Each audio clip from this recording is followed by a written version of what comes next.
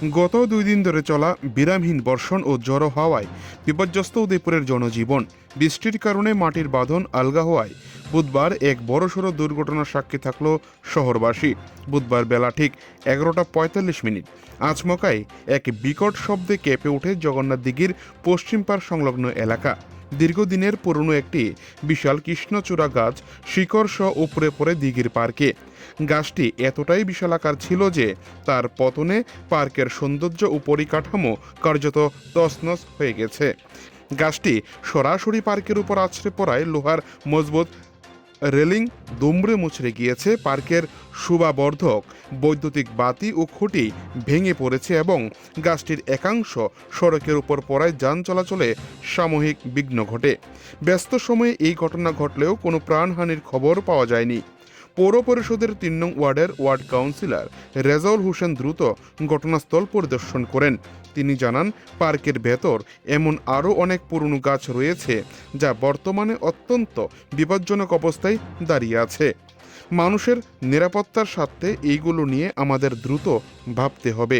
আগামী বৃহস্পতিবার পৌর চেয়ারম্যানের সাথে এই বিষয়ে একটি বিশেষ বৈঠক অনুষ্ঠিত হবে। সেখানে বিপজ্জনক গাছগুলো চিহ্নিত করে দ্রুত অপসারণের সিদ্ধান্ত নেওয়া হবে। পৌর পরিষদের কর্মীরা যুদ্ধকালীন তৎপরতায় ভেঙে পড়া কৃষ্ণচূড়া গাছটি সরিয়ে রাস্তা ও পার্ক পরিষ্কারের কাজ শুরু করেছেন। শহরবাসীর দাবি, বর্ষার মরশুম চলায় দিঘির চারপাশের প্রতিটি পুরনো গাছের স্থায়িত্ব পরীক্ষা করা হোক, যাতে ভবিষ্যতে এমন আতঙ্ক আর না ছড়ায়। উদয়পুর থেকে নিজস্ব প্রতিনিধির রিপোর্ট, টিভি 100 বাংলা। আজকে সকাল 11:45 আমার কাছে আমার এই প্রতিবেশী নাম জামনাথ হোসেন এসে বললো, মামা গাছটা পড়ে যাচ্ছে। তখন আমি সঙ্গে সঙ্গে বাড়ি থেকে বেরোলাম। বের হতে 1 মিনিটের মধ্যে দেখি গাছটা পড়ে গেল আর কি। কি গাছ ছিল সেটা? এটা কৃষ্ণচূড়া গাছ। কত বছর পুরনো ছিল গাছ? এটা প্রায় আমি যতটুকু জানি 25 বছর তো হবেই, 20-25 বছর। এটা কি জগন্নাথ দিঘির পার্কে আছিল? হ্যাঁ, জগন্নাথ পার্কে। কোন দিকে আছিল এটা? এটা পার্কে পশ্চিম দিকে, পশ্চিম দিকে পারে। ক্ষয়ক্ষতি হয়েছে নাকি পার্কের কিছু? পার্কের তো কিছু তো ক্ষতি হয়েছে, রেলিং দুটো ভেঙে গেছে, আর ওই পোস্টের যে রেলিংটা আছে এটা ভেঙে গেছে, আর কিছু একটা লাইট ক্ষতি হয়েছে, 1-2টা লাইট। আহত কেউ কি আছে? সবচেয়ে